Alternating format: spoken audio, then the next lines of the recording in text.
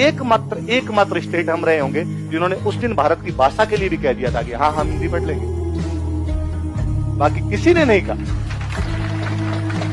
भारत के तमाम राज्य, पंजाब करा था हमें पंजाबी पढ़नी है, गुजरात करा हमें गुजराती पढ़नी है, महाराष्ट्र करा हमें मराठी पढ़नी है, साउथ करा हमें अपनी पढ़नी है, नॉर्थ ईस्ट करा हमें अपनी पढ़नी है, बंगाल करा बंगाली पढ़नी है, उड़ीसा करा उड़िया पढ़नी है। ये दुर्भाग्य हमारे पक्ष में आया कि हम भारत की हिंदी स्टेट घोषित कर दिए। नई शिक्षा नीति आई और नई शिक्षा नीति के अंदर कहा गया कि भारत के तमाम बच्चे 5वीं तक अपनी मातृभाषा के अंदर पढ़ेंगे। मुझे बड़ा रोना आ रहा था कि उसमें मातृभाषा के नाम पर हमारी मातृभाषा हिंदी लिखी हुई थी, हमारी नहीं है। हमने नेहरू जी की बात मानी थी, हमने इस देश की एकता, अखंडता, सुरक्षा के लिए अपनी जीभ कटवाई थी। हम हिंदी राज्य नहीं है, हमारी एक लैंग्वेज थी, हमारी एक मदर टंग थी, पर हमने भारत के लिए उस दिन हमारी मदर टंग खोई। किसी ने जीभ भी कटाई है भारत के लिए तो हम है।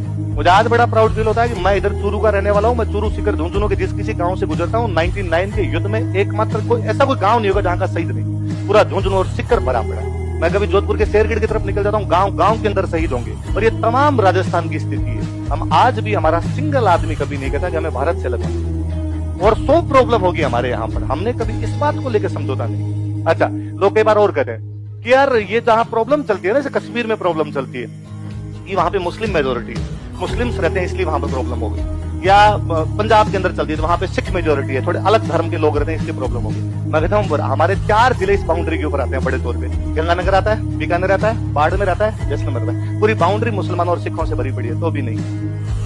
पूरी बाउंड्री पर हमारे मुस्लिम और सिख है, पर हमारे वालों तो ये भी नहीं कहा। इसका मतलब तुम्हारे लॉजिक भेद भौंतरे हैं, तुम्हारे लॉजिक बहुत ही अजीब से है। तुम उन लॉजिक को देना भी नहीं चाहते कि तुम्हारी समस्या क्या है। नहीं तो तुम समस्याओं की जड़ों में जाना चाहते। यदि वो समस्या जो तुम गिनाते हो वो फिर हमारे राजस्थान में भी, पर हमारा कोई भी आदमी इस प्रकार की बातें नहीं कर रहा है। तो आज के बाद